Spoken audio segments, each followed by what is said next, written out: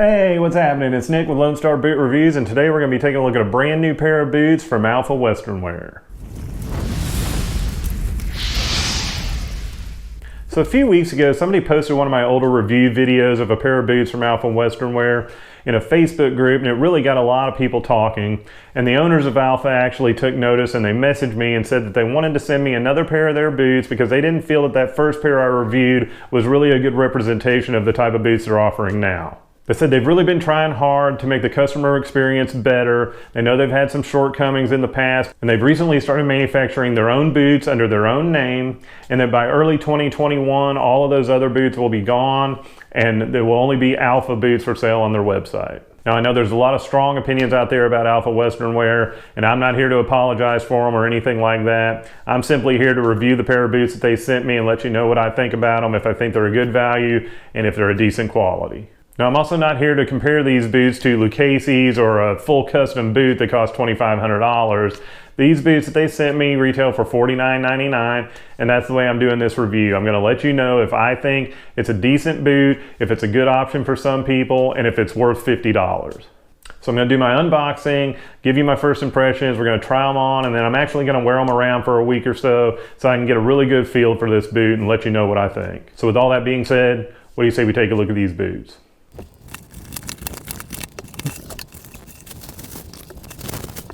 If you haven't seen my first video, the shapers that came in were made out of a KFC bucket. And these are not, and it's a lot thicker cardboard, so that's a definite upgrade. So when I did my last video of Alfa Western Wear, if you haven't seen that, I'll put the link right here. The first thing I noticed when I opened up the box was the smell. It was the worst smell ever. It was just horrible. It smelled like gasoline and burning plastic. I'm not getting that this time. It's not the intoxicating leather smell, but it definitely smells like leather. So that's a big upgrade over that first pair of boots that I reviewed. Now, Alfa Western Wear is mainly known for exotic cowhide prints, and that's just not really my thing. So he opted to send me this boot, which he's calling a bull neck hide, and it definitely has a bull hide type look to it. I like it a lot better than, say, a full quill ostrich print or a lizard print or something like that. So I'm pleased with this. But at first glance, this boot looks pretty good. I'm surprised, I really am. Given my experience with the first one, I wasn't expecting much at all, but this looks like a decent boot. The shaft, the stitching on it, the pattern's not really my cup of tea, but you know, that's just my personal preference. I don't see any bad stitching on it though. It's really done fairly well. Right here, the cording where it meets right here at the front could have been done a little cleaner. It's got a nice stacked leather heel. It's done well. The heel on that first one was horrible. This one looks nice. It's got a nice thick rubber heel cap. The welt is finished out real nice right here where it meets the waist. That's one of my pet peeves, is when that's all jagged and has a big ledge hanging off. That looks nice. The welt stitching is real symmetrical. It's not all wonky looking. This actually has brass nails and lemonwood pegs in it. That's really surprising. There are some flyaways right here on the toe bug, if you can see that. But given the price range, to me, that's not that big a deal. If this was a $300 boot, then, you know, I'd be a little disappointed in that. But, you know, I'm reviewing this for what it is, and that's a $49.99 boot. So at that price range, you can't expect everything to be perfect. The heel cap is glued on. There's no nails there. It's got their logo here on the sole. Now the lining, it feels like pigskin. It doesn't feel like a real high quality leather, but I will say it's leather lined throughout. There's no cloth in here. So, you know, again, for a $50 boot, that's pretty nice. The insole has a little bit of cushion to it. It's actually a decent feeling insole. It does have the exposed seams there, but they're not done terribly. They stick out a little bit, but not real far. I think they'll be okay. So over here on the right boot, You do not have those issues with the cording up here, and in the back it looks good too. It does have some flyaways on the toe bug. I don't know if those are going to come through, but everything else looks good. They're finishing out their welts really well right here. That's something I'm shocked to see in a boot in this price range. Now this is a pretty stiff leather. It's going to take some break-in time, but you know, that's to be expected with an inexpensive boot. It's not Lucchese goat skin or anything like that, but you're not paying that much either. So again, you have to gauge these based off of price. And so far, I am really surprised. I'm shocked actually at this boot. So what do you say we try it on?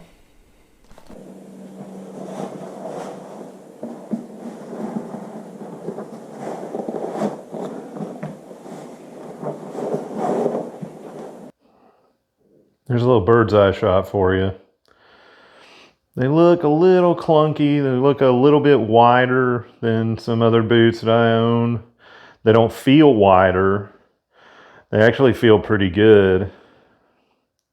But they definitely have a little bit of a clunky look to them. But you know, again, that's all just personal preference. All right, so yeah, these feel pretty good. Not bad at all. It's not my most comfortable boot that I own by any means, but it's not uncomfortable. In the overhead shot, they looked a little wide and clunky, but they actually feel snug, and I think it's because the leather is so stiff. It's definitely a really stiff leather, so it's going to take some break-in time. But I'm going to be wearing these exclusively for about a week or so to see how well I can get them to break in, and can report back to you with that. But it's light years ahead of the last boot I reviewed by Alfa.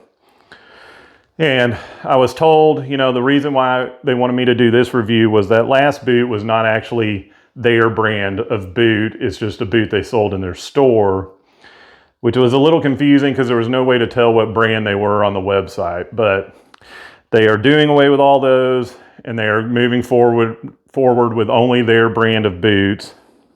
And I have to say, if they're all like this, then that's probably a good thing, because these aren't bad.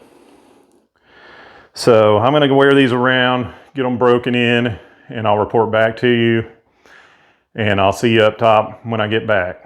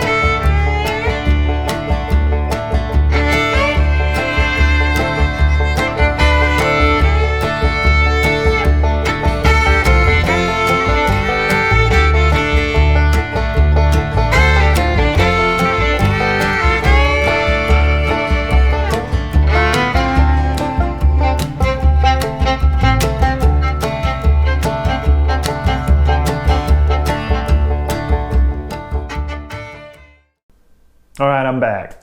Now I've worn these boots for a week straight. It's the only boots I've worn in that time. As you saw, I went out on a little shopping trip, and I actually went and got my hair cut too. I don't know if you can tell. But this is gonna be the weirdest final thoughts that I've done to date. And the reason is because of how surprised I am. These boots are breaking in really nice. Honestly, I am shocked at how comfortable these are becoming. I can wear these all day, no problem, no foot fatigue, no discomfort. I mean, they just feel great. I'm just so surprised by this boot, given the experience I had with the first Alfa boot. It's night and day, completely different experience. I really only have one complaint, and that's this cording issue here. It's, you know, it doesn't look good. It's not finished well. The back side of this boot is finished just fine. And the right boot, the front and the back looks good. So it's just the front side of this left boot.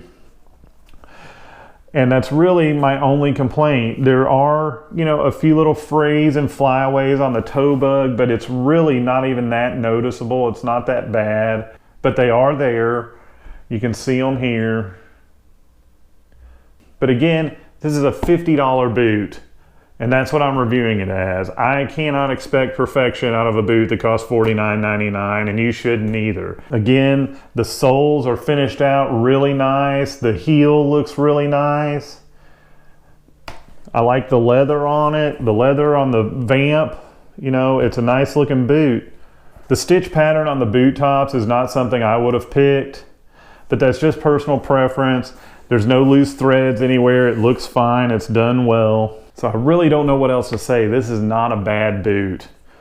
If you'd have asked me to put a price on this, I would have guessed, you know, $100, maybe a little more. At $50, I think it's a great buy.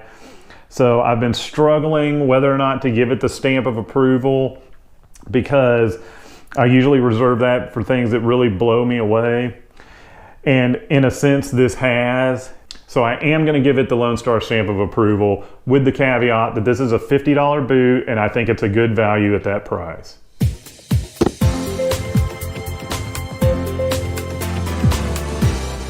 So again, I'm not reviewing Alfa Western Wear here. I'm reviewing this boot that they sent me. I know a lot of you have some strong opinions and strong feelings about the company, and that's on them to try to change your mind about that, not me. But what I can tell you is this boot is light years ahead of the one that I reviewed a few months ago. And it seems like that they're stepping up their quality on their boots. So anyways, that's what I got for today, guys. Don't forget to like, comment, and subscribe. Thank you to all my subscribers. Thank you to everybody who's watching. Please check out my Patreon link down below, and I'll catch y'all on the next one. Take it easy.